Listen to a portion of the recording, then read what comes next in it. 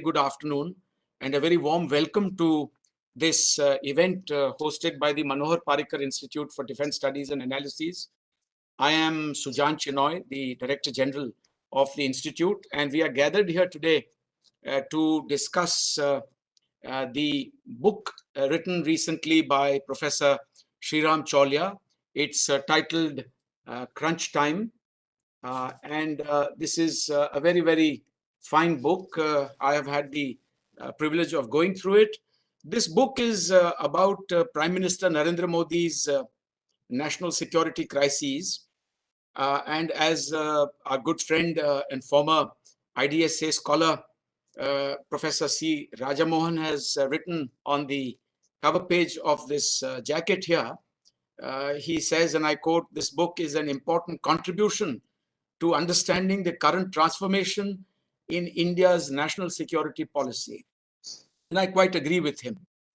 Before I request the author of the book to take us through the various chapters of his piece of work, I would like to make a few opening remarks. We have about 1.5 hours for this event, and I propose to request Professor Chaulia to speak for about 20 minutes. And thereafter, we have two distinguished discussants in Commodore Anil Singh and Ms. Indrani Bagchi.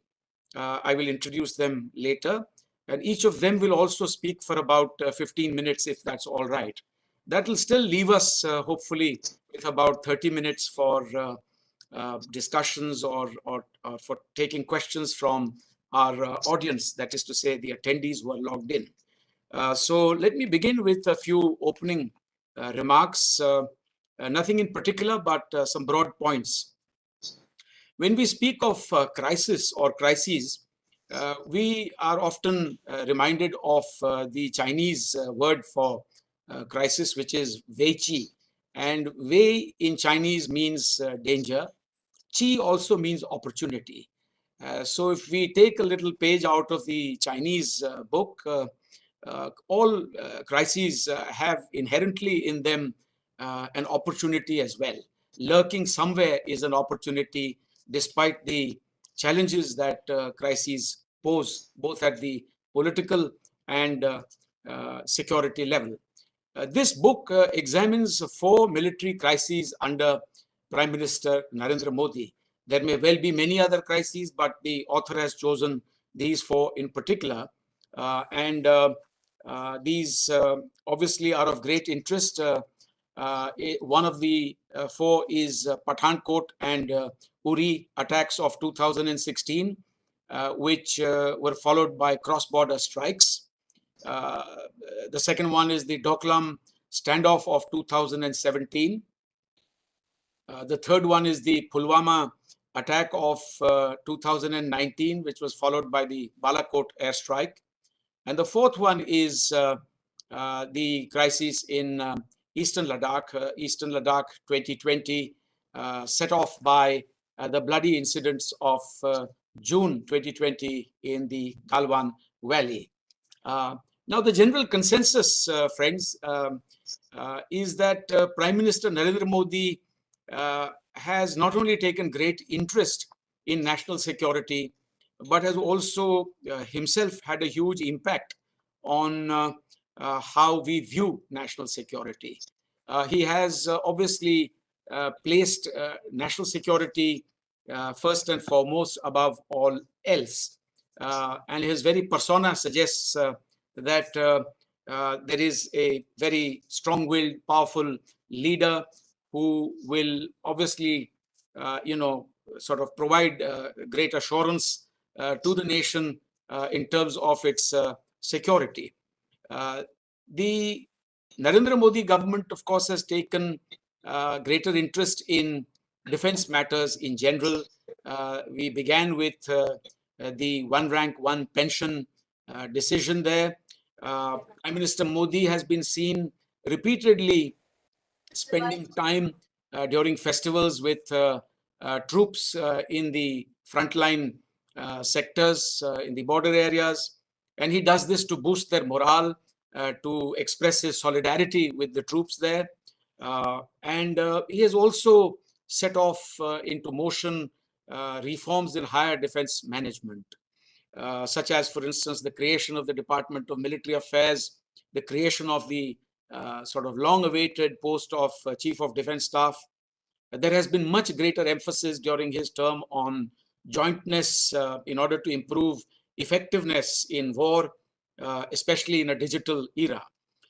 Women in the armed forces is something that has been given special attention, motivating the youth through the National Cadet Corps, now being offered as an elective subject. So these are a few of the many areas in relation to defense and security where the Prime Minister is seen to have taken personal interest. Prime Minister Modi is well known for leading a government that has zero tolerance for terrorism, and for leading a government that is capable of giving robust responses to security threats, whether along the line of control or the line of actual control. Standing up for our friends in the region, as in the case of the Doklam incident, standing up for Bhutan, this has also been emphatically brought out in the book. And this has been done by the Narendra Modi government, despite there being budgetary constraints, compounded, as you know, more recently by the COVID pandemic.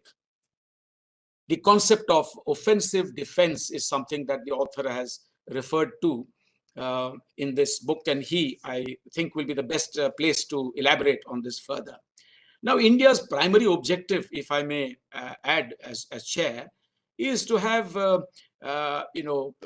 equitable economic growth and prosperity, and this requires peace and tranquility on our borders, including in this context the maritime borders of India.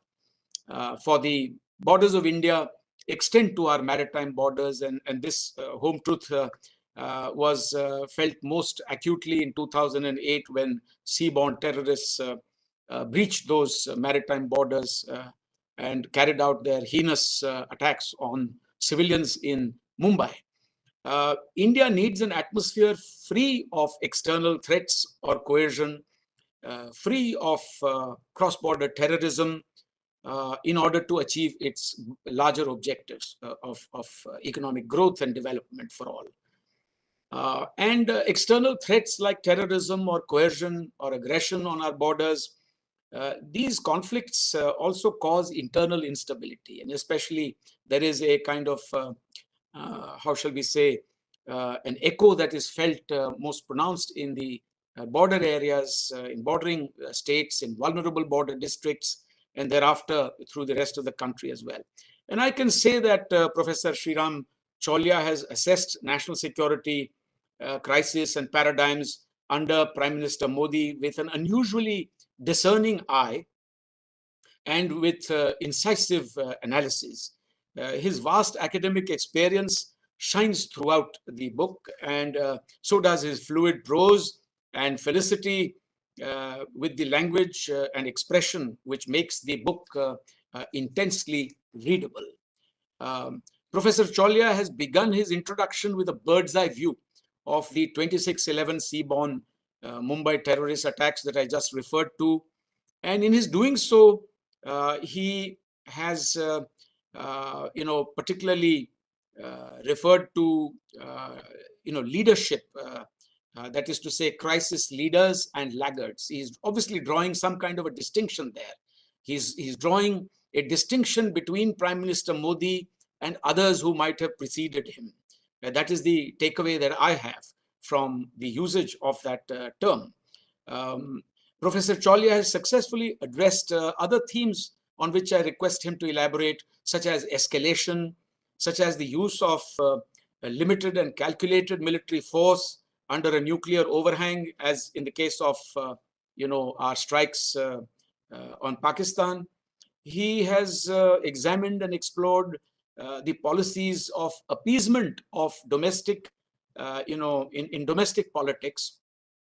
These policies of appeasement in domestic politics also, in his view, have an impact on the spectrum of choices before leaders. And in the past, perhaps choices may have also been determined by policies of appeasement practiced in internal domestic politics. He should elaborate on that. The use by Prime Minister Modi of hard and soft power and the hardening of a soft state, as he has put it, is something that is of interest to us. Against this, of course, is the backdrop of perfidy on the part of both Pakistan and China. In examining all these four national security crises, we have the backdrop of perfidy. For we all know that Prime Minister Narendra Modi started off, very actively seeking to improve relations with the both of these countries, China as well as Pakistan.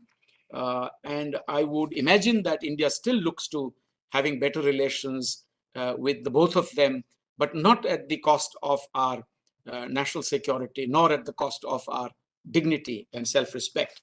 So with these few words, may I now turn to Professor Sreeram Chaulia. He is Professor and Dean of the Jindal School of International Affairs, is a PhD, a Master of Arts in Political Science. There is much else to his long list of achievements in his curriculum vitae, but for want of time, I will not elaborate further. Over to you, Professor Sreeram Chaulia. It is crunch time for you as well. Thank you, Ambassador Saab. Greetings, everyone. Namaste. Salam alaikum. It's really a great honor for me to be hosted by the Manohar Parrikar Institute for Defense Studies and Analysis, the premier think tank of the country on national security and defense issues. I think there cannot be a bigger platform and there cannot be a more visionary leader than Ambassador Sujan Chinoy.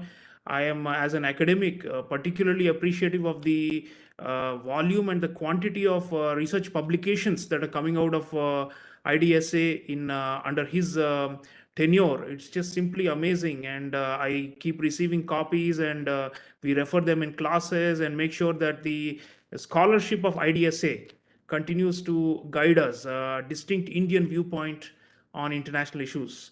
In that sense, Crunch Time, my new book, is also part of this growing collection of works presenting an Indian perspective both for domestic audiences and for the international community as to the challenges we face in our particular geographical situation, and also how we are dealing with them.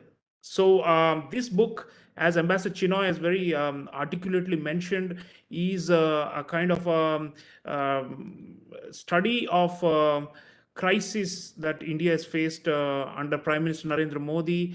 And I chose crisis rather than routine time, simply to illustrate the core attributes of the Indian state and of Indian society, and how they have been adapting to these external threats by our two perpetual adversaries. It's only, as we know, it's only a crisis that can illustrate the true character or mettle of a person or of a group of people or a society or a nation state. So the reason I went for crisis was to illustrate this larger point, that it is through the study of crisis that we can really pinpoint as to what kind of society we are, what kind of people we are, what is our national identity, what kind of state it is, and what kind of top political leadership do we have. So this is the backdrop of the book, and it's full of crises and full of operations. So those of you who are in the military and defense field, I'm sure you will find this really, really engaging. Actually, the epilogue is titled Operation Nation. And I'm simply saying that this has now become part of our DNA. And just as crises are becoming more and more routine and iterative and repetitive with these two neighbors, likewise, our ability to respond also is keeping pace with it. So what is crunch time all about? Well, the US scholarship, American scholarship, there's a lot of work about American presidents in particular and their decision making during crisis. Starting from 1962, the famous Cuban Missile Crisis. And volumes and volumes have been written about the role of civilian political leadership during crises in the US historiography and political science and international relations field. But and even now, the case study banks are being built by think tanks in Western institutions about these crises and how leaders performed, not only of their own countries but also of other countries. For example, the Stimson Center in Washington D.C. Is one of the repository of studies about crises, national security crisis, and how various leaders around the world have been dealing with them. Now, in India, we haven't had enough of a focus on this. I mean, there are partial works about particular wars, about specific incidents, about specific periods of crises in a given era, but not enough of a focus on a series of them, and through them making these deductions about what kind of state, what kind of society, what kind of people we are. So I decided to take this up, observing the big changes that have been happening since 2014. And as Ambassador Chinoy mentioned, there have been some very bloody milestones along the way, some very grim crises involving loss of lives of Indian soldiers, of Indian civilians, as well as threats to our territorial integrity. So these have not been very easy times, 2014 onwards. But luckily, we've had very, very robust and muscular, I would even say, muscular political leadership. So in a way, we had the antidote to this crisis in the form of Narendra Modi and his team. So that's what I'm saying in the book, and I'm explaining how these are antidotes. I mean, one, of course, is ability to show some kind of inherent courage to take risks and to challenge the adversaries, if necessary, on their home turf, so as to establish some kind of deterrence or at least change their calculus. This has been one of the hallmarks of the Modi era. In the last 8 years, what we have seen is that the Indian state, which used to be taken for granted, which used to be lampooned as a soft state by neutrals as well as by our adversaries, and which used to be often seen as incapable of coming up with a proportionate response that will raise the cost of aggression. That Indian state has changed. And I'm arguing that it has moved, as Ambassador Chinoy has already mentioned, it has moved away from being a soft state towards a more assertive one, if not a hard state. I mean, a hard state is probably a military strategist's dream. But short of that, we are definitely going in the direction of being a harder state with a more muscular response mechanisms, as well as pressure, countervailing pressure points, which we can apply on the adversaries. So how has this come about? How has this transformation happened? A lot of it has to do with Prime Minister Modi and his own, brand of tough nationalism. There's no doubt about it. We have moved from an era of weak and fragile leaders who are heading very rickety and fractious coalitions to an era of a very, very dominant political figure who commands mass popular support among the people of India, and who is, seemingly invincible election after election after election. So he brings that, and one of the reasons for his electoral success, as I argue in the book, is also his credentials on national security. So while he responds irrespective of the potential electoral consequences, it has largely been to his credit that people see him as a protector. People see him as someone they can depend on to be able to defend Indian lives, Indian blood, and Indian land. So this book, you can see from the cover itself, it has a image of the Prime Minister in BSF fatigues on the border. It's meant to convey that we have today a transformed leadership, one which is more willing to go to greater lengths to defend the national honor, national integrity, and sovereignty of the country. Now, this can be rhetorical. Every leader says, "I'm here to defend the national interests or the national sovereignty or national honor." But Modi has done more, and in a very creative way, with a lot of innovation in national security domain than previous leaders. So what are those innovations? Ambassador Chinoy already mentioned offensive defense. This is, of course, closely associated with our national security advisor, Mr. Ajit Doval, and the kind of willingness to use calibrated force against the adversaries, if necessary, as I said, at a time and a place of our choosing, which will really rattle them and at least force them to think twice about repeating the kinds of aggression that they have done before. That thing, that whole approach, you can call it a doctrine of preemption, prevention, or simply offensive defense, or simply putting the ball in the court of the adversary. He has done that very, very effectively with Pakistan in what our military calls punitive deterrence measures. We have taken two such major initiatives, as Ambassador Chinoy mentioned. 2016, the surgical strikes by the Indian Army, and 2019, the airstrike in Balakot by the Indian Air Force, and the subsequent dogfight that the Indian Air Force engaged with the Pakistanis near the line of control.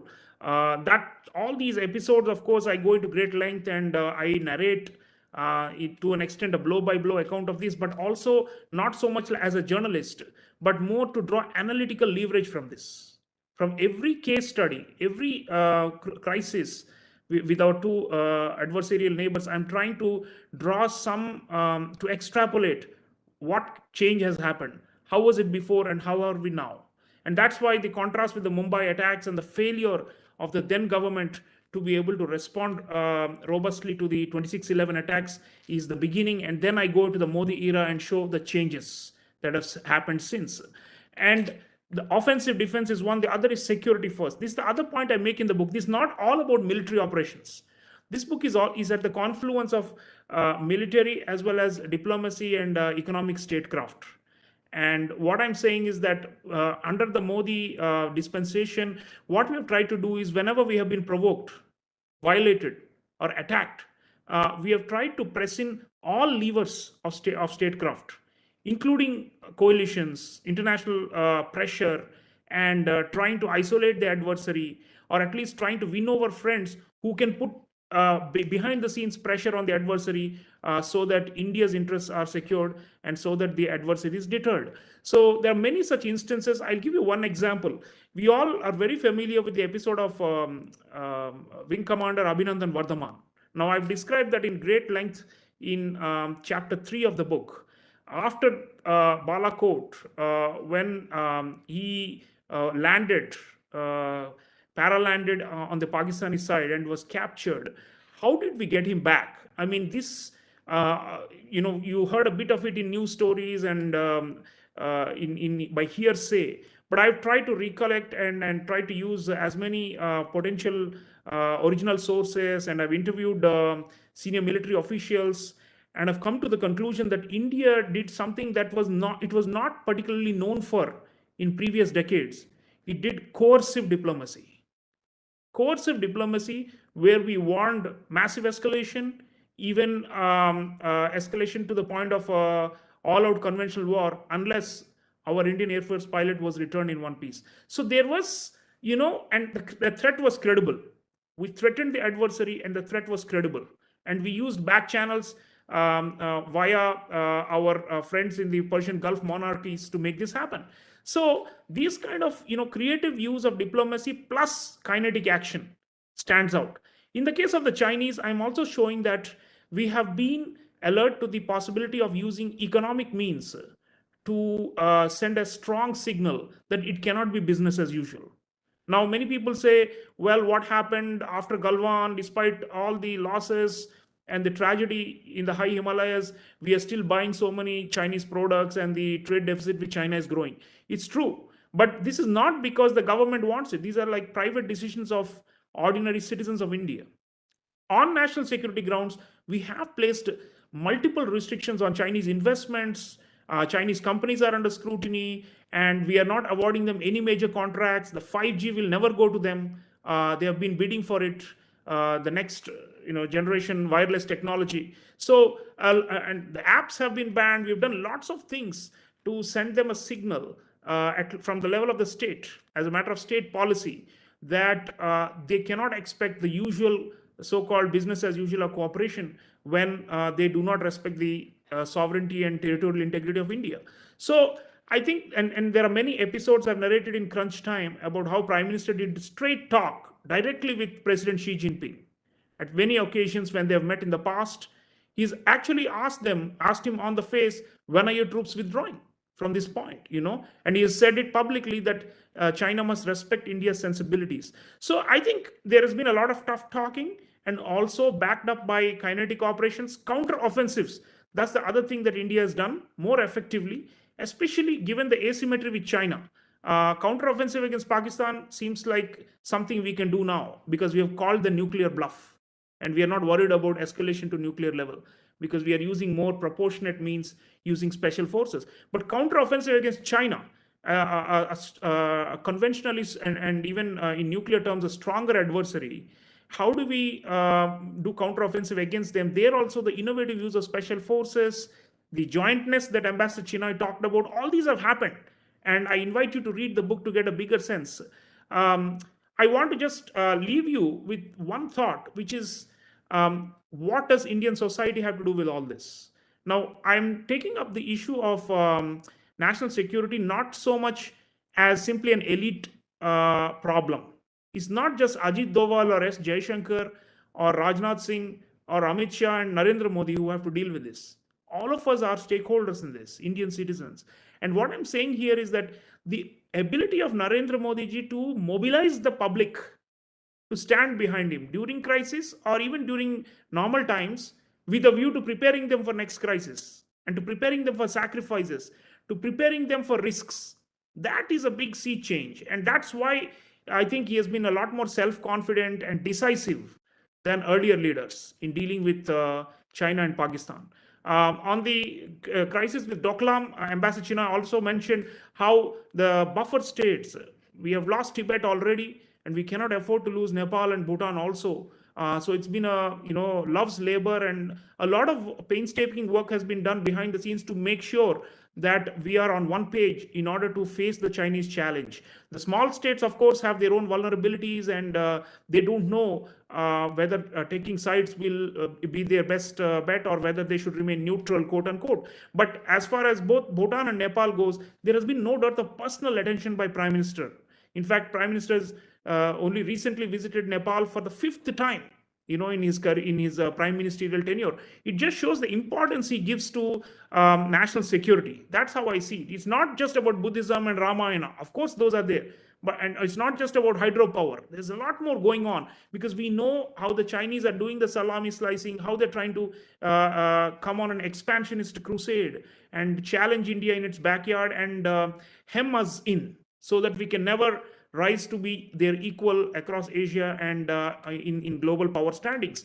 So I think clarity about who our principal adversary is, that's number one in my view, is a big gift of this era, of the Modi era. And second, innovative ways of dealing with them. The suggestions that our armed forces had given to previous civilian leaders for operations which were discarded or not paid heed to, now they have a better ear, a more sympathetic ear in the form of the Modi government. And I've interviewed lots of military figures in this book who all unanimously say that previously they felt their hands were tied, but now they feel like they have some leeway to really show their skills and their strength when national morale is low, when camps are being hit or when territory is being encroached. We cannot sit back. I think, and ultimately, I think for our vision of being a leading power in the world, this is very important. Our credibility as a rising power is at stake. If you're not able to strike back and if you're not able to force the adversaries to show respect, if not love, we don't need love actually from these two. We simply want them to respect us. And that's the bigger message. There is something called national honor of India, no compromise on it, and you have to respect it. So I think those are the main points of the book. Prime Minister, I want to just mention one last point. When the Rafale fighter jets arrived in India, the first lot in 2020, just a few weeks after the Galwan clash, we did fast-tracked our defense diplomacy with both Russia and France at the time to make sure these things came in quickly. And that also sent a clear message to the Chinese. Rajnath Singh ji was in Moscow probably within 6 or 7 days or 8 days of Galwan clash. And then the Rafales arrived in like 3 to 4 weeks after Galwan. And Prime Minister tweeted a Sanskrit shloka, Rashtra Raksha Samam Punyam, Rashtra Raksha Samam Vratam, Rashtra Raksha Samam Yajne, Drishto Naivacha Naivacha. There is no greater piety, act of piety than national security. There is no greater ritual than national security. There is no greater prayer than national security, and there never will be. So I think he has just raised the bar, and my view in this book is that whoever succeeds him whenever, let's say in 10 years from now, will have to take this forward.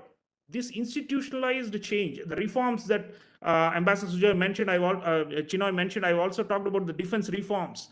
All these are historic.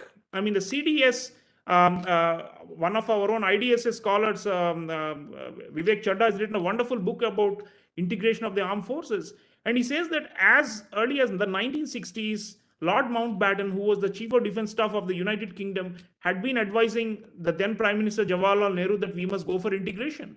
But every time it was stymied, every time there was some bureaucratic hurdles, every time there was some political objection. It's, our dreams had been withheld. Our dreams of a strong, secure nation that is respected or even feared by our adversaries had been withheld for a long time. So now, finally, I believe we can say with pride that changes are happening. It's a work in progress. The soft state, there is a danger of the soft state reappearing if we have weak leadership and we go back to coalitions. But I hope that era is over because the society is now more nationalistic. The expectations of people are more nationalistic. And I think they will punish those who are seen to be weak or vacillating on national security. So these are the big transformative changes I've narrated in crunch time. Our strategic culture is no longer defensive. We are no longer a soft state. And that debate that started way back in the 1990s with the Western scholars like Tanham saying that we are a soft state, I think it can now rest in peace because we are now entered a new era. Thank you. Thank you very much, Professor Sreeram Chaulia, for your very erudite comments. And I was struck by the Sanskrit saying that you attributed to Prime Minister Modi. Before I turn to the other two eminent speakers, let me just briefly comment on what you just said. It's very relevant, that Sanskrit saying, and I would also posit for your consideration and for the consideration of our listeners and viewers that Vedanta literature has been a potent guide for Indian diplomacy and warfare through the ages, but more particularly so under Prime Minister Narendra Modi. In the strategic field, it is the Vedanta texts which provide the ideal of the Dharma Yuddha, for example, or the just war, for which the Latin equivalent would be jus bellum justum. The Upanishadic teaching of ahimsa is not an absolute injunction when viewed through the teachings of the Bhagavad Gita. So when dharma, that is righteousness, is subverted, and if war becomes inevitable, the Bhagavad Gita permits the righteous to take recourse to arms in defense of dharma. An example is, of course, India's determined response to China's aggression in eastern Ladakh. I also want to agree with you that we must study all these crises in a more consolidated and coordinated manner, not just episodically. Lessons learned, lessons drawn should be codified for the future. And I think that culture needs to be nurtured and inculcated across the board in think tanks, in academia, in government as well. To what extent, and I did refer to this earlier in my remarks, to what extent did coalition governments of the past, for instance, where one had to coexist in the past with the left parties, did they limit, say, the choices vis-a-vis China in the past? Did the politics of similar appeasement vis-a-vis certain domestic constituencies in the past also limit choices in the past vis-a-vis Pakistan? This is something that I hope the other two panelists will also comment on. What India has demonstrated is that it is fully capable of enunciating peace and non-violence, which are integral to its civilizational ethos. But at the same time, it is also equally capable of giving a robust response. It is capable of giving a robust response even when there are absolute gaps in an asymmetry in comparative comprehensive national power, as in the case of our northern neighbor. And I think it is time that India also learned to leverage even further, and you alluded to this in your remarks, leverage its economic strengths to secure its national security interests. China has done this for a very long time. The Americans are now waking up to this in terms of their outlook towards the Indo-Pacific, where they had earlier viewed the region only through the security lens. But now they are also viewing it through the economic lens, as we will see in the unveiling of the Indo-Pacific Economic Framework, for instance, or the relative success that the Millennium Challenge Corporation is now beginning to achieve in the case of Nepal, for instance, more recently. And India can fine-tune its ability in this regard. So what we need to do is to be a Vishwaguru in terms of the principles of peace and non-violence, but we also have demonstrated amply that there's no going back to that soft state of the past. It will be impossible given the kind of paradigms that have been introduced to our national culture by the robust leadership of Prime Minister Modi, and especially in terms of inculcating these values among the youth of India. And there is so much popular participation today in national security on the part of the people of India, like never before. With these words, I now invite our next speaker. There is no particular order here, so shall I, in that case, request the lady for, we have Miss Indrani Bagchi with us. She is the CEO of Ananta Center. Previously, she was the diplomatic editor at the Times of India. She, like the other eminent speakers today, needs no introduction. She has worked with India Today, the Economic Times, the Statesman, with all of us. I've also seen her over a fair bit of my career in the Foreign Service and thereafter as well. Over to you, Miss Indrani Bagchi. Thank you, Ambassador Sreeram Chaulia, for those kind words, and thank you for inviting me to this event. Sreeram, congratulations on the book. I think it brings together some of the big stories that we have all covered. We have covered certainly for the past 7 to 8 years. Just going back a little further, when you talked about a soft state, I wanted to take you back to 99, to Kargil, actually, because Kargil, in many ways, was a conflict that Pakistan sort of forced on India, which was barely below the nuclear threshold.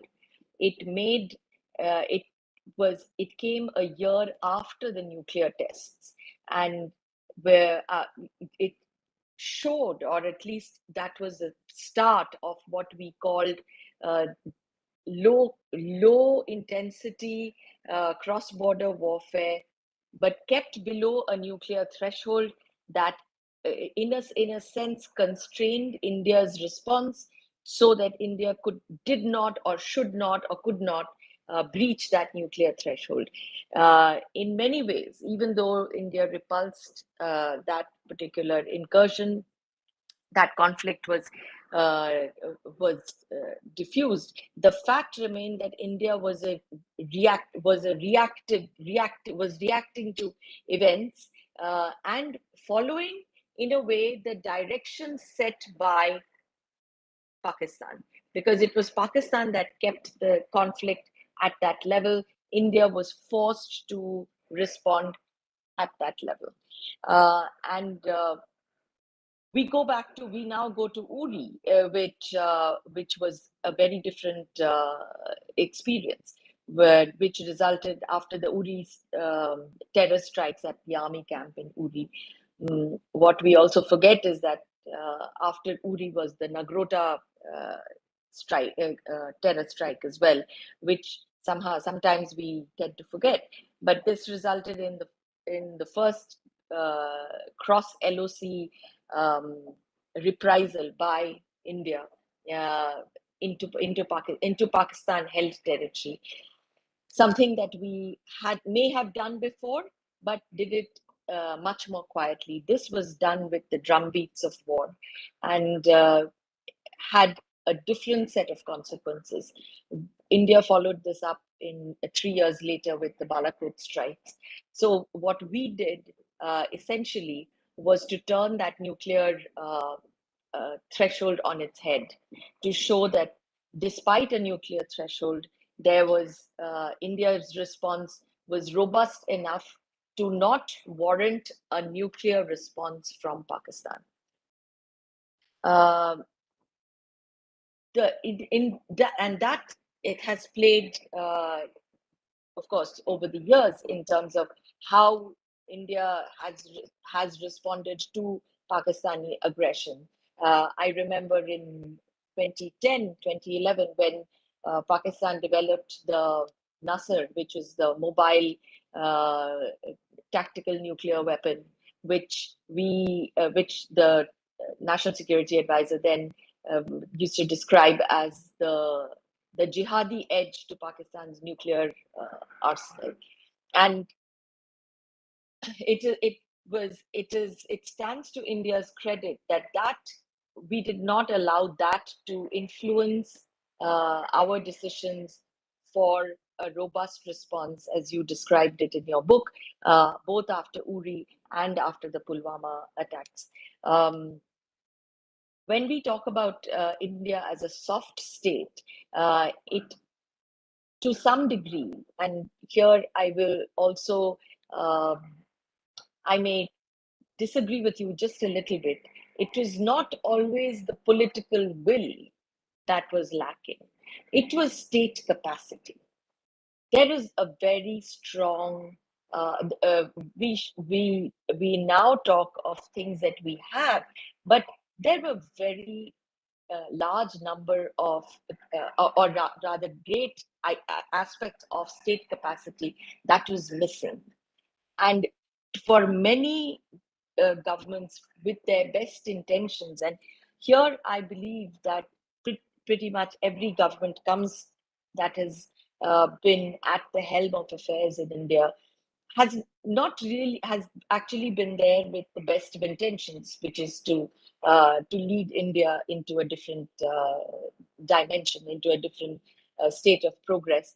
There was certainly, if you go back to 2008, and you mentioned that in the beginning of your book, the fact is that we did that. Our what is it? The entire coastline was unsecured, was unmanned, and I am not sure that so many years after the 26/11 attacks, how much of that coastline has been completely secured, and I will defer to Commodore Anil Singh, who I'm sure has much more detail on that. So there is that question of state capacity. There is also the question of defense capacity, and I will digress a little from your book and look forward, because where we are today, we may have a little more state capacity, both in terms of our defense equipment and our defense capabilities. But we are now facing a completely different level of challenge, which is that we are now faced with a war that may not be our war, but willy-nilly it is becoming our war. We will face several consequences of the Russian war in Ukraine, and that is part of the challenges. That is part of the national security challenges that we do need to acknowledge, and we do need to address as we go forward, because it is not merely incursions across our undemarcated and undefined borders with Pakistan and China that we need to worry about. It is India now being a global power we are global events, geopolitical shifts in other parts of the world affect the way affect India's national security as well. The Russian war in Ukraine has shaken not only India's traditional relationship with Russia, it has shaken us to another degree, which is when China invaded India or the Chinese incursions in India in 2020. We today even today our response is to respect sovereignty and territorial integrity, something that the foreign minister S Jaishankar told the foreign ministers of the BRICS countries as recently as yesterday. We have to acknowledge that our old ally, our trusted partner, has done exactly that, which is breached sovereignty and territorial integrity in another part of the world. The fact is that we will all be paying for that war in many different ways, and therefore we need to look at national security in myriad forms. For instance, the Indian government's decision to ban exports of wheat, it would not have made news headlines in the way that it did last week when we decided to limit exports of wheat at a time when, because of the Russia-Ukraine war, there is a food crisis in the world. As India grows as a power, and we must all acknowledge that India has grown as a power. As we grow as a power, what are the strengths that we have must also be not always leveraged, but must also be projected for the power that India is and can be. One of the hallmarks of a big power is predictability, and one of the ways we ought to build resilience is when powers that are supposedly predictable, say the Chinese, take unpredictable steps in terms of what they did in Galwan, or in terms of what they did in even in Chumar or Depsang or Doklam. That element of unpredictability would shake a power like India.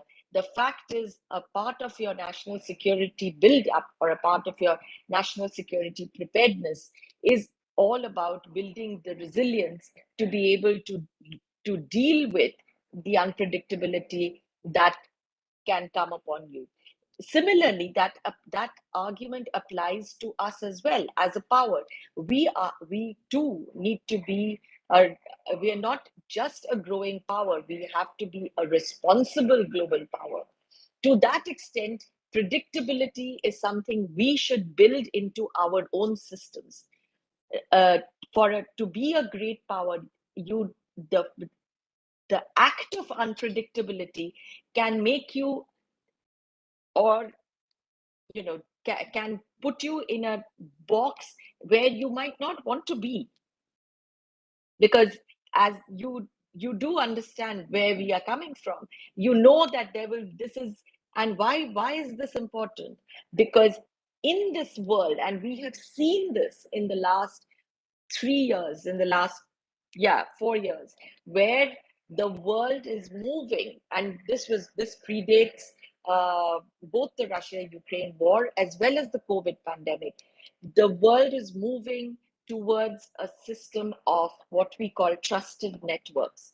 So trust became a very important aspect of security and of international relations. This came not merely with 5G, as you spoke about just a little while ago, but it comes from being a trusted partner, and over the last 3 years, the words that we have used and heard over and over again has been trusted supply chains, trusted networks. If you want a trusted network, we must also be part of that trusted network. And that will only come when we build resilience in our national systems, not merely our national security systems, but across the board. And some of these ideas, I think, need to be also revisited as we look at national security across a bigger and bigger canvas, because we are a growing power, and we will be addressing national security challenges across the board and across the globe. Because as we have seen, what happens in Europe does not stay in Europe. It has affected the whole world. So I will stop here right now, and I hope to, if there are any questions, I hope to be able to answer them. Thank you very much, Ms. Indrani Bagchi, for your thought-provoking remarks. And before I turn to our next eminent speaker, I'm tempted to simply bring in a few comments here, perhaps to sort of provoke you into saying a few more words at the end of this session.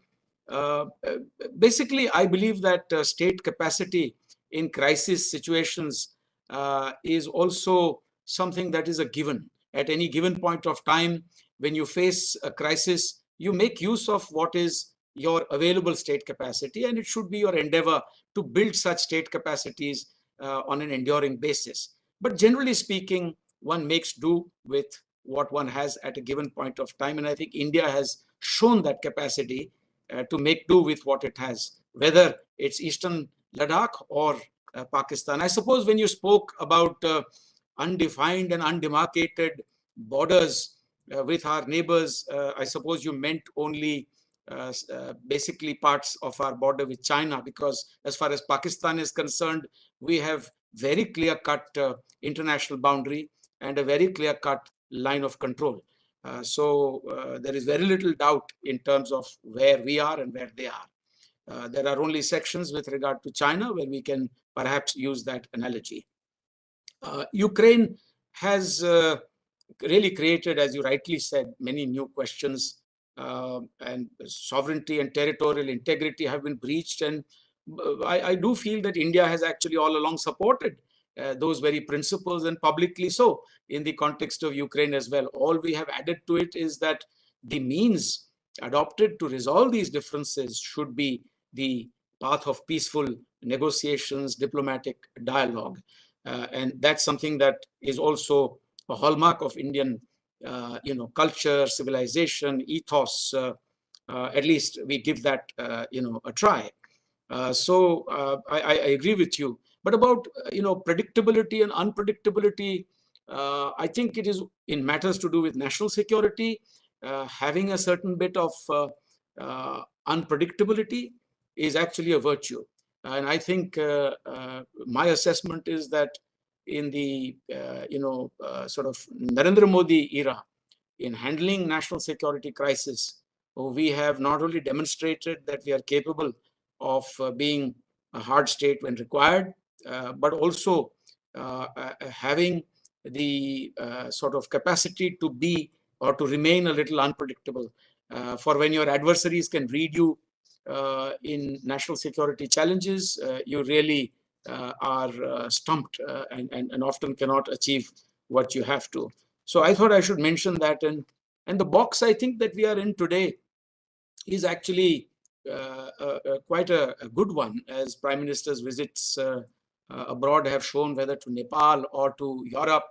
The very fact that The Economist, which is otherwise not known for writing very many good things about India, has recently actually written in its own way, so to say, a positive piece identifying India as the next big economy of great opportunity.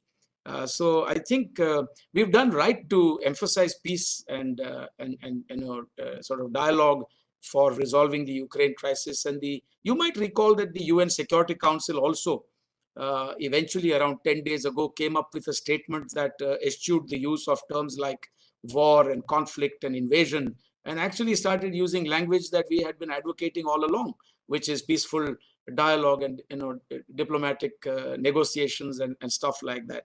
So I think there is merit in the position that India took, and that I think is a predictable position. And India is expected to be what India has always stood for, which is to advocate peaceful resolutions, to support the UN Charter, to support the rules-based international order, and to support sovereignty and territorial integrity, but not necessarily simply towing a particular line at a particular given juncture in the manner of a camp follower. I think the last thing we are is a camp follower to anyone. And I think that is widely appreciated today. But we stand with our friends, and we have so much in common with the great powers and the major powers with whom we are seeking to do so much in the Indo-Pacific. These were just a few casual thoughts which came to my mind, but I must not stand in the way of our next speaker, very eminent veteran, Commodore Anil Singh, well known to us. He's a distinguished veteran with almost 3 decades of service in the Indian Navy, and he has commanded 4 submarines. I think submariners are in a class by themselves, and I simply wonder how you operate in those confined spaces. He's also commanded a capital ship, so he's a specialist in undersea warfare. And I dare say that with all that experience, it's time for you to put up your periscope and tell us what's going on. Over to you. Thank you very much, Ambassador Chaulia, for this opportunity to be included in today's discussion on what I found to be a fascinating book by Professor Sreeram Chaulia. The name is most appropriate, Crunch Time, because it really does describe some very crunchy situations we found ourselves in. But for me, perhaps the most telling message of this book is that in the international arena, hard power is respected. It may not be liked by all, but it does garner respect. And this is something that we've been emphasizing time and again. But now we're getting to actually implement our hard power stand on many issues. That in the last 5 or 7 years, India has been able to effect a transformation from usually taking the moral high ground, which characterized most of its global engagement for most of the period after independence, to now ensuring that while doing what is right, as you mentioned, standing by the international rule-based order, taking the correct moral stand, but we will now act in our national interest and not necessarily in line with what we think is we should act in. This is highlighted not only in the 4 specific crises that comprise this book, but this continuum is also seen now in the Indian response on the global stage in the ongoing conflict between Russia and Ukraine. It has also underscored the point that the world has really respected India's stand, even if many countries may not be entirely pleased by it. I will not spend much time elaborating on the specific events in the book, as these have been described in great detail, but I will just mention a few aspects. The first incident, of course, the Uri surgical strike, was a very bold operation, unprecedented, and executed with precision and reflected most positively on the caliber of our army. While Mr. Doval, as has been brought out by the author, was the architect of the operation, the execution was done by a supremely fit and well-trained army. However, there was a little bit of disconsonance over the political capital that it seemed is being extracted out of this operation, which left a little bit of which didn't go down well with a lot of people. But it did generate enough interest and attention to reassure the people of India that the country was now willing to call a spade and take decisive action in retaliation to any unprovoked aggression to either our territorial integrity or our country or the people of the country. For many years, as has been brought out earlier, India has been considered a soft state, lacking the so-called political will to take decisive action. Indians would wring their hands in despair that a Western neighbor could snipe at our heels brazenly, and except for doing kadi ninda or repeating ad nauseum that the sacrifice of our soldiers would not go in vain, little was actually done. this lack of action was often frequently justified by stating that an unstable Pakistan is perhaps a bigger threat to India than a stable Pakistan. And so we cannot force that hand beyond a certain point, a myth that has now been actually busted. Surgical strikes by their very nature are meant to be swift, decisive, and with minimum attrition to our forces, and also to catch the enemy unawares. This wasn't the first strike executed by the Indian Army, and this perhaps won't be the last. It has done these before, including the one in Myanmar, which was alluded to by Professor Chaulia in his book. However, as I mentioned earlier, the publicity, including the details of how the operation was actually executed, have actually lost us, to my mind, the vital element of surprise for any similar actions in the future. Coming to Doklam, dealing with the Chinese requires a totally different approach. Here it is a battle of attrition, threatening eyeball to eyeball contact with an aggressor who is better armed and better equipped and has the terrain advantage. It can be safely said that with China, India has laid to rest the ghosts of 1962, which China keeps harping upon, as also has been brought out in the book, where despite being defeated, the Indian Army's valor and courage was never in doubt. In 1967, the Indian Army gave a fitting response to Chinese aggression at Chola and Nathula. And each time China has transgressed the LAC, the Indian Army has stood its ground. The most recent, of course, being the current standoff over the last couple of years. Doklam per se is critical for India's territorial security. The plateau offers a vantage strategic advantage and makes the Siliguri corridor vulnerable. Hence, India under no circumstances can afford to cede an advantage to China there or anywhere along the LAC for that matter, but more specifically in the east and the northeast. China is, we all know, going to be India's biggest threat. So far, it has focused its attention on the continental domain. And despite the standoff over the last 2 years, has steered clear of provoking India in the maritime domain. That is because it does not have the power projection capability to operate in the Indian Ocean or challenge the Indian Navy in the Indian Ocean. However, this is going to change before the end of this decade. And India therefore would do well to shift its preoccupation with the land borders of our two adversaries, which of course guarantees a suitable narrative as it is in the public eye, and focus more attention on the maritime domain, which influences events away from land and away from the public eye, and which we often refer to as Delhi sea blindness. Coming to Balakot, it was a bold and unprecedented action. Just the afternoon preceding the airstrike, the Prime Minister inaugurated the National War Memorial, and the outward calm gave no indication that something so momentous was being planned for a few hours later. It sent a strong message to the world that India will respond with force at a time and place of its choosing, which is again the hallmark of a strong and confident state. I won't comment on the success of the military aspect of the operation. Not everybody shares the opinion that it was an unqualified success. But from a national perspective, it certainly was, and reinforced India's emerging credentials of a willingness to use hard power. Gone were the days of a reluctance to call the nuclear bluff, as indeed a country of India's size and military power should have done many, many years ago. A few points that I would like to highlight. Little has been said about the intelligence failures which led to something as devastating as Pulwama. A powerful state at the receiving end of terrorism for over 4 decades should have a very strong prevention strategy in place, responding with strength as a reaction to a vulnerability that has been exposed time and again, and of course has been expressed in great detail by Professor Chaulia when he talks about the events of 26/11. Dr. Chaulia also refers in a few places to a newfound sense of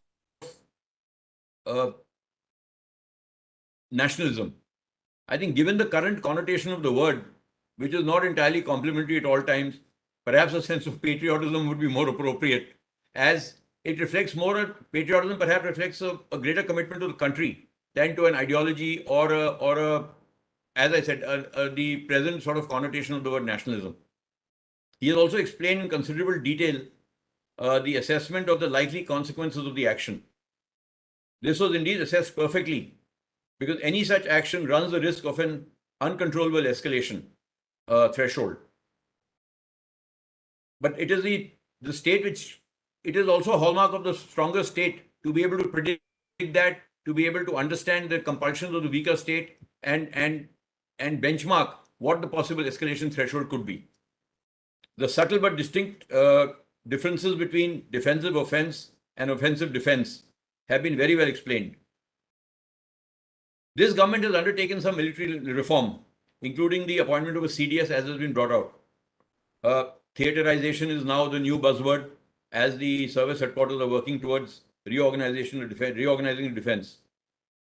However, I do not fully agree with this element that these have been actually thought through properly so far.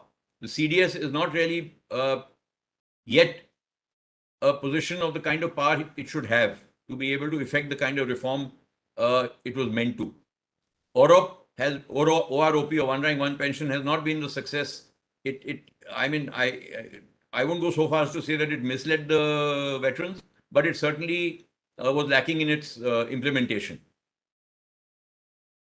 You know, when the attack on Parliament happened, and Op Parakram was the sanctum sanctorum of India's democracy, was attacked so brazenly. And Op Parakram was launched, which was the mobilization of the Indian armed forces on a grand scale. I was at that time doing the high command course, and we had a chief of army staff who came to speak to us. And the question of most of us asked him was, we had two very distinct windows of opportunity. Why didn't we go in at that time and do what we had to, when we could have caught them unawares? And his one-line answer was, we were ready. It was a political decision which never came. Similarly, I think similar thing perhaps was at the time of 26/11, the reactions to the attack. There was perhaps reasons for it, but I'll come to that subsequently. I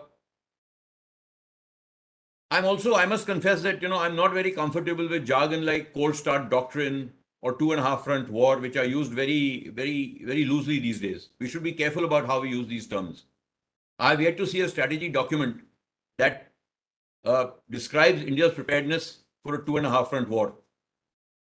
While on the one hand, the services lament that they're under-equipped in numbers and capability and capacity, on the other hand, much is made about being able to execute a 2.5 front war. We don't even, it's not even articulated that what do we mean by 2.5 front war? Is it one long operation and one short operation? Is it 2 long operations? Is it 2 short operations? What is the duration of this operation going to be? What is the maximum level of attrition we are willing to accept? How do we counter an internal insurgency? Is the entire security apparatus of the country on one page on this, including the paramilitary forces? So we are not very sure. There has been no public promulgation of any strategy document or any strategic analysis of how we intend to execute this 2.5 front war. So these are the questions which are not available. Answers to these are not available in the open domain. I assume it must be discussed at the appropriate level in the government. But I think we still have a long way to go in terms of our so-called security of a sort of invulnerable security architecture as best as we can create. And not so we should be very careful that we do not get carried away by tactical operations like Balakot or Uri to sort of develop this complacency that we are all very well, we can take on our neighbors very comfortably and we don't have much to worry about. Also, in describing these actions, the word war has been used quite loosely. These were not warlike situations. Uri and Balakot were counter-terrorism operations. The Chinese standoff, yes, could lead to a skirmish, but perhaps not all-out war. In fact, the question often asked is, do any of the three actually want a war? Can any of us three sustain a war, an all-out war? But I think more important is that it is time now for India to evolve its, as I mentioned, evolve its strategy. We have to get defense white papers going. There has to be more debate in Parliament, informed debate in Parliament with academia, civil society, the security forces, the bureaucracy, the political leadership. The country has to develop its own security doctrine or security strategy, which unfortunately at the moment I don't think there is something that we can all look at and say, well, this is how India would react, how India's comprehensive national power would react in the event of an eventuality. Successful counter-terrorism operations often run the risk of creating a complacency, as I had mentioned. These are limited operations, limited in scope, limited in time, and limited in area. It is therefore imperative that we debate and deliberate what exactly do we need to be able to have a comprehensive national security organization in place. Some steps have been taken. We recently appointed a National Maritime Security Coordinator, which was long overdue. It has been talked about for many, many years, but finally we have a National Maritime Security Coordinator in place. It's taken 15 years or 13 years after the attacks of 2008 for him actually to be appointed. So these are the things which probably need a little more alacrity in acting on them. This book, of course, makes fascinating reading on a subject that, of course, that generates a wide range of opinions. Without detracting from the brilliance of the book, through which Dr. Chaulia's knowledge and deep understanding of the subject comes through so clearly, I would just like to again state two things. Dr. Chaulia's chapter on introductory chapter actually robs the book of some objectivity by making a very overt political comparison between Mr. Modi and his predecessor. One, I suppose, is always wiser in hindsight. Why India reacted the way it did after either 1312, that is the attack in Parliament, or 2611, was dictated perhaps by the circumstances then and in the best wisdom of those in power at the time. However, the positive fallout of 2611 was that it led to a complete revamp of the national security, coastal security architecture. It became an it became a multi-agency, multi-departmental organization with a very distinct command and control setup, and which has subsequent to the present government coming to power has been very much further strengthened. The coastal radar network has become seamless.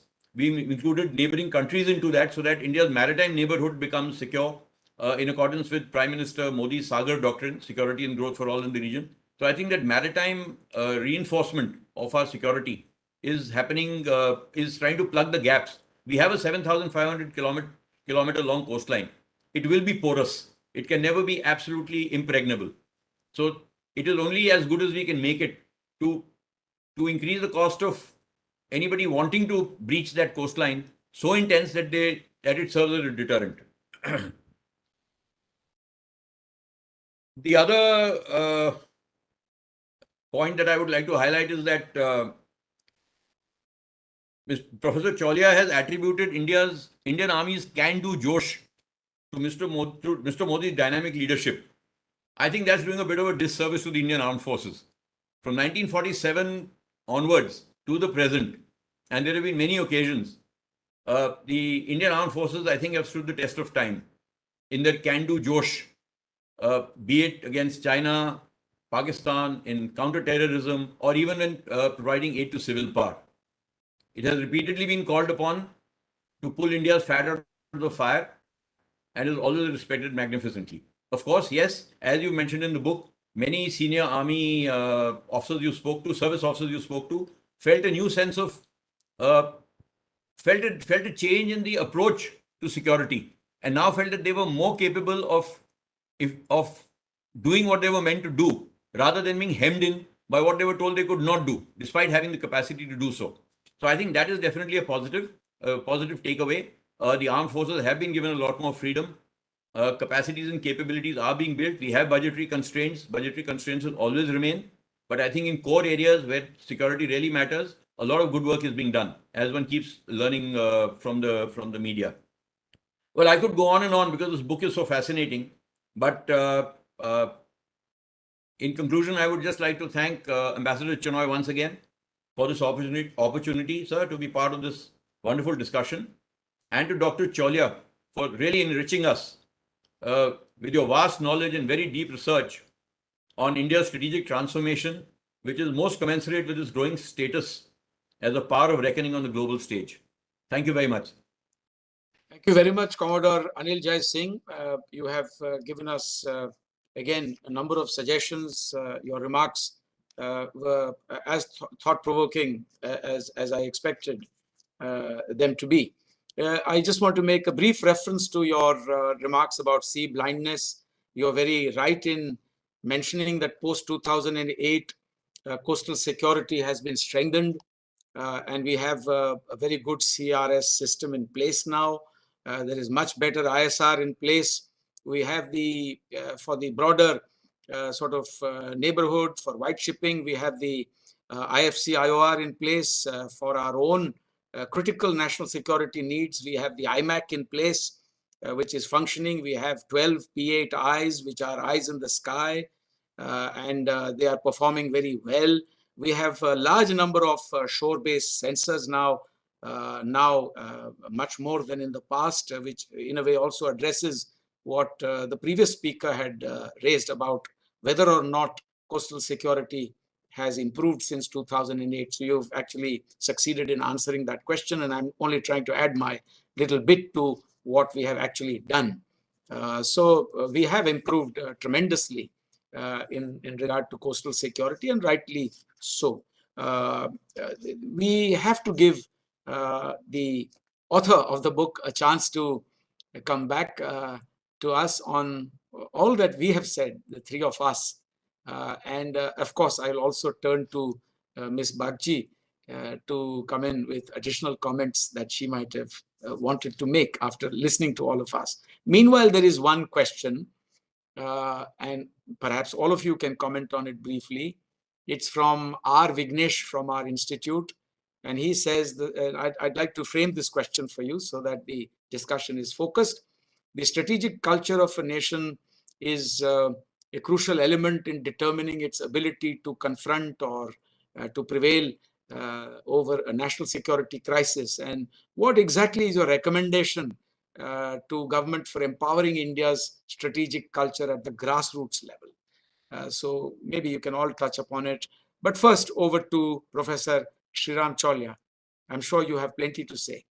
Thank you. We might confine ourselves now to a few minutes each, keeping in mind that we must end at about 5:30, if not exactly at 5:30. We can always spill over a little bit. This is a very interesting conversation, and I'm very keen to listen to you and to the other speakers. Thank you. Thank you, Ambassador Chinoy. Actually, I want to thank Ms. Bagchi and Commodore Jai Singh, because they have vast experience and have been observing the foreign policy and the defense scene for decades now. And clearly, many of their critiques are well taken. And I think it's not just for me as an author, but for, Modi 2.0, Modi 3.0 after 2024. I'm pretty sure there's going to be a 3.0. We have to continue the work that is in progress of hardening the soft state. One important point Ms. Bagchi made is about global crisis. And I think it's a point well taken. This book was written, of course, about 7 to 8 months ago. And then Rupa brought it out only just in March. But the point is, at that time, there was no Russian invasion on the horizon. And readers will notice that in both the China chapters, the one on the Doklam crisis and the one on the Eastern Ladakh crisis, I refer to Russia as actually playing a very pivotal role for us, not just in hardware and in counterbalancing the Chinese militarily, but also through what I call internal balancing within BRICS, within RIC, and even bilaterally behind the scenes. Of course, Russia was not really a mediator, but it conveyed some important messages from our side to the Chinese side, which ensured that the Chinese understood that we are not willing to take it lying down, whatever the aggressions they commit. So I think Russia has been very critical. I've written a journal article about this as well, called In Spite of the Spite, India and China in BRICS. And there also I talk about the role Russia has historically played in managing our China crisis, our China problem. People in the West don't often see that element. They only think of Russia as a defense supplier. So there's this, diplomatic role that Russia plays. So now what happens? And Ms. Bagchi is raising a very important point. She says we will be paying for that war that is going on 5,000 miles away, 6,000 miles away in Eastern Europe. It's very true. Can we rely on Russia again when there is the next big crisis with China? Given the circumstances, will Russia have enough of a leverage with China to, if not advocate for India, but at least to carry the messages in such a way that it will soften the Chinese stand? I don't know. I mean, given the circumstances, can we rely on Russia as we used to in the past? This is a big question mark. So the next China crisis, who is our fallback option? I mean, if we go to Quad, of course, Quad is there and we are going to continue strengthening it. Is it going to be sufficient? My view has always been that to manage China, we need Quad plus Russia. But in the current situation, we can't count on both of these because we are being forced to make choices. So if I were to write a sequel to Crunch Time, yes, and as Ms. Bagchi said, as India's stature keeps rising in the international order, we are confronted with more and more dilemmas because then we are being asked to take sides.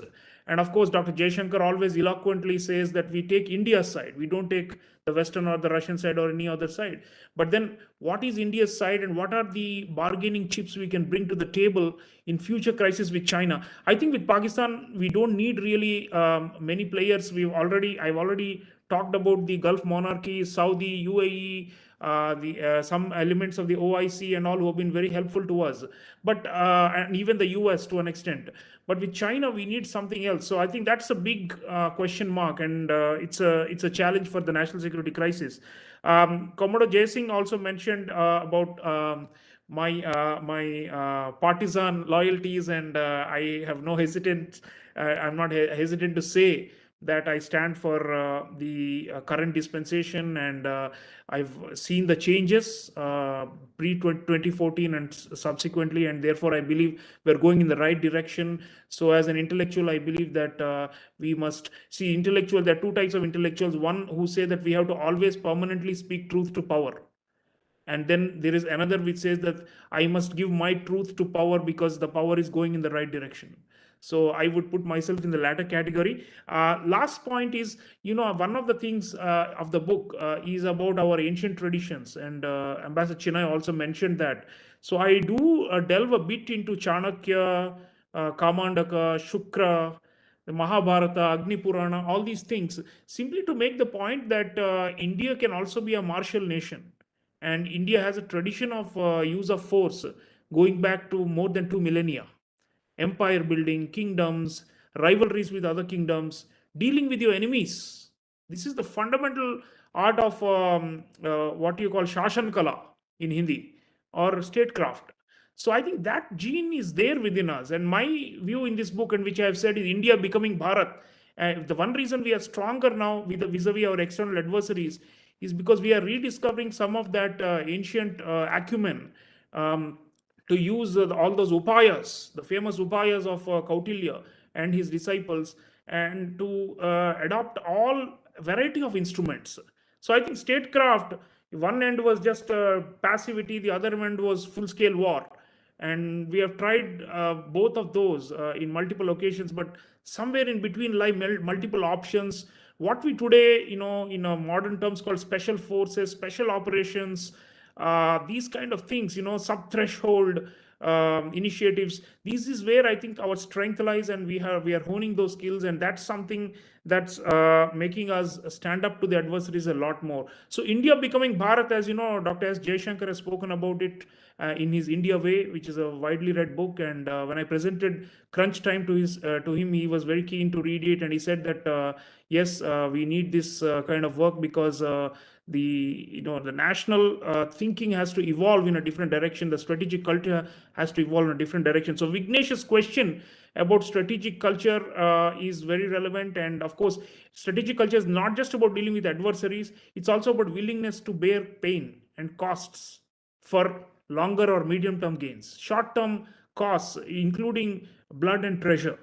I think that will to use force in a way that advances our core interests, that we have shown, but the society has to keep along with it. There are one Lieutenant Leke Singh, one of our well-known strategic commentators and former governor of Andamans, says that we are in a post-heroic era where we cannot even tolerate a single death or one or two losses, and we believe that that itself is a failure. I think in the Modi era, what we're doing is we are trying to bring back that heroic side of India, or as Prime Minister says, Parakrami Rashtra. So it's a work in progress, and strategic culture to become a real Parakrami Desh, it will take time, but the younger generation seems to be all for it. And like I said, their parameters for what is a proud nation have changed alongside the Modi era. And it's a symbiotic thing between the people and him, and between the armed forces and him, and the government, and the armed forces and the society. So I believe that this integration or fusion, jointness, is not only civil military relations or within the armed force, jointness between state, society, and the armed forces. I mean, the political leadership, armed forces, and the society. That's a larger construct which will ultimately strengthen our strategic culture. Thank you. Thank you. I think the last bit is also very important, civil military fusion.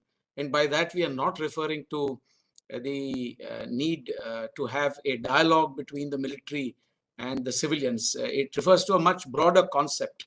It's a whole of nation approach to national security when we speak of civil military fusion. And this means that it involves not just the people, but industry as well, the people that mentor society, the armed forces. We have to act as one in terms of our national security outlook. By that is really meant, what you refer to as civil military fusion. The youth, in any case, I think are more involved today because of cyberspace, social media, metaverse, the kind of interactive space that exists today in real time, for them to actually ride with the news and comment on it. So that, I think, has made the people of India participants in every corner of this vast country. And as far as our partners, strategic partners are concerned, let me say without any hesitation that in dealing with a potent power like China or threats in the future, we have to keep in mind that our Western friends, the United States in particular, has very good weapons. The West, the United States have been very helpful, but at the same time, as you tried to bring out, our position with regard to the Russian Federation is one of legacy. And I'm sure over time, we will be able to better balance these contradictions, so to speak. I invite Ms. Bagchi to add her views here at this stage. So I just have two limited points to make. One is that as India grows in stature, in comprehensive national power, choices are very important. We continue to have to make those choices. We cannot avoid staying. For many years and for many decades, the idea of we will not go here or there was just nothing more than a refusal to make a choice. The fact is, you were weak enough, you were small enough to get by not making that choice. You no longer are in that space. Just our presence in the UN Security Council in the last 2 years has shown us how many choices we have to make, and we should continue to make as we go along. That choice requires a degree of strategic clarity within our country, within us, and that strategic clarity is the only thing that we need to inculcate and grow and develop as we go along, because without that clarity you will not be able to make that choice. And the choice is important. We make those choices every day. When we decided that that 5G would not be given to Chinese entities, why were we doing it? We were doing it precisely because of a different definition to civil military fusion that Ambassador Chinoy referred to. The fact that civil military fusion in China means that there is no boundary between a corporate entity and the PLA makes a Chinese corporate entity a much more unstable and unreliable economic partner in many places in the world. And therefore, you cannot actually have trusted networks built with entities where there is no firewalling between civil and military. So civil military fusion, in my view, is really not something to aspire to. Because there are different cultures for both military and civilian growth. Civil military fusion is what got China into this mess, and it is why the world, including India, has had to make choices about trusted networks, trusted partners, and trusted groupings, which is why the relevance of something like the UN has diminished in the past few years. Why is it that we are going for plurilateral arrangements? It is just this. It is, why are we looking for Quad? Why are we looking for the Quad Plus? It is exactly this. If you are doing resilient, if you're building resilience, it is to hedge against the unpredictability of a potential adversity or a long-term challenge. And resilience is one of the hallmarks of a growing and a great power. And that is something we need to work towards in much greater depth. Thank you very much. Thank you very much, Ms. Bagchi, and thank you for also bringing out some of the infirmities of the multilateral system as epitomized by the United Nations, more particularly the UN Security Council. And I agree with you that India, as a growing major power, will have to make many choices in the future. Let me turn to Commodore Anil Jai Singh. You can have the last word before we all take a deep dive into the evening. Over to you. Thank you, sir. I'll just quickly run through 2 points. One, of course, is you alluded to civil-military fusion, which also Ms. Bagchi alluded to. I think it was 2 different interpretations of the same term, because civil-military fusion and the Chinese have a distinct strategy to that, about technology being fused. Seamless transition of technology between the military and the civil. And that's why their networks, their telephones and all are suspect that, there's a PLA element in that. But I think what perhaps you were alluding to was more about a better understanding amongst all about what is security. The military must understand the civilian better. The civilian must understand the military better, which I had also alluded to in my talk about society, about the security establishment, all of them working together in sync to have a comprehensive national approach to security. I think that's very important, sir, because otherwise we live in these little silos, each one of us trying to protect our turf, which is not doing any good to anybody, actually. So that is one part. Sorry to butt in here, but what I really meant, from my point of view, what I meant by civil-military fusion is not the kind that is practiced by China, which, as Ms. Bagchi said, can get them into trouble as well. And they have got into trouble in various parts of the world, not just in India, because of the lack of borders between, the PLA and industry and stuff like that. But perhaps the West gives a better model. The United States has a very good model of civil-military fusion, where entities like DARPA, work very closely with the, private industry, where OEMs like Lockheed and Boeing are so well integrated with that strategic space. So I meant something like that. It's more aspirational in that sense. Perhaps you might be aware, sir, that this time for the NDC course, for the first time ever, from the private sector, one officer has been nominated to do the course. And I think that's a very heartening thing that has happened. Absolutely. It's happening in LCDS, it happens with the Americans. First time we're doing it, and I think it's a wonderful thing that's happening. We need to get that sort of interaction going between industry and the armed forces and the civilian establishment.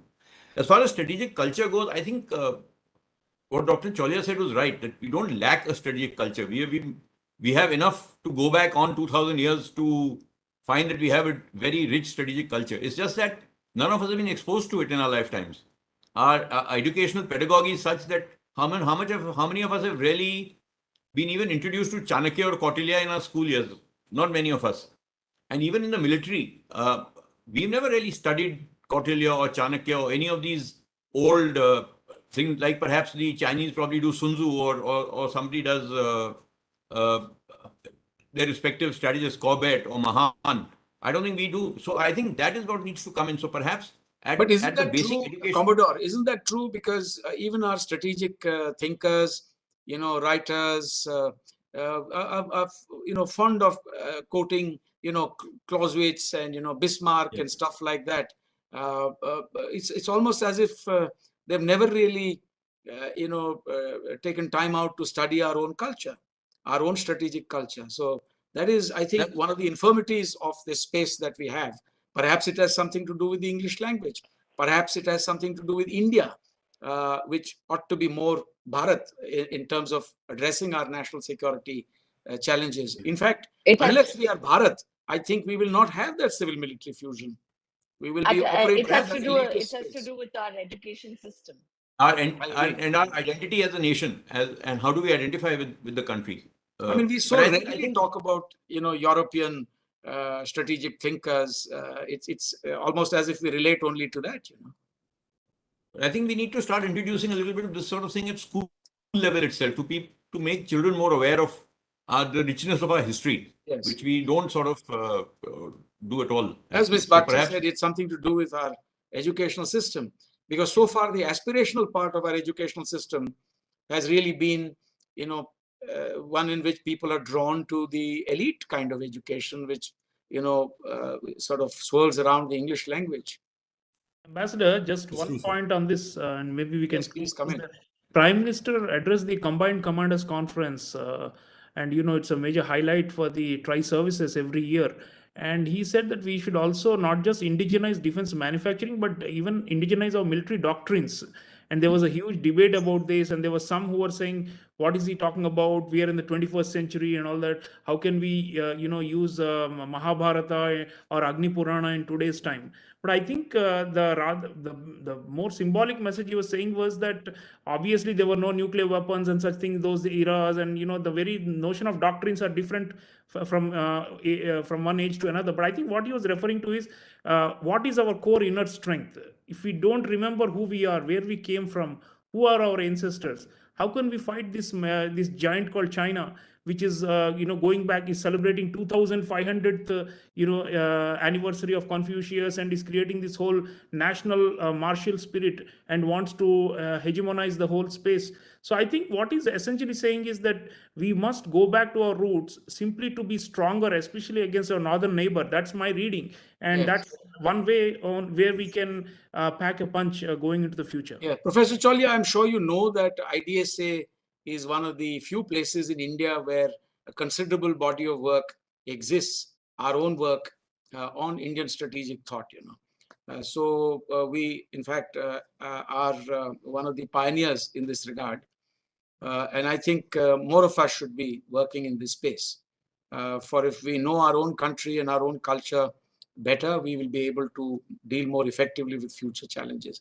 But this really brings us to the very end of our most interesting event today. And I'm sure all of you have benefited as much as I have. It was absolutely stimulating. And I want to thank Professor Sreeram Chaulia for having A, written this book, and B, having also introduced your thoughts in person today to not just scholars of the IDSA, but also to all those who are following us on YouTube, since this event is being live streamed. I also want to extend my warmest greetings once again, and thanks to our two eminent speakers, Commodore Anil Singh and Ms. Indrani Bagchi, for having enriched our discussions this afternoon. And with this, once again, let me hold up this book, Crunch Time, which I have read with great interest. And I urge all of you to get yourselves copies of this book and to read it. It's a wonderful book. It conveys some very good messages. If anything, it'll also lead to a lot of good ideas and food for thought for the future. So let's make our country strong, regardless of whether we agree or disagree with Professor Sreeram Chaulia.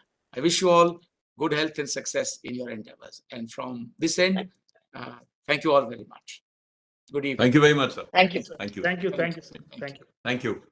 Thank you, Dr. Chaulia. Thank you. Thank you, Commander. Thank you, Indrani. Thank you, sir. Thank you, Ms. Bagchi. Thank you.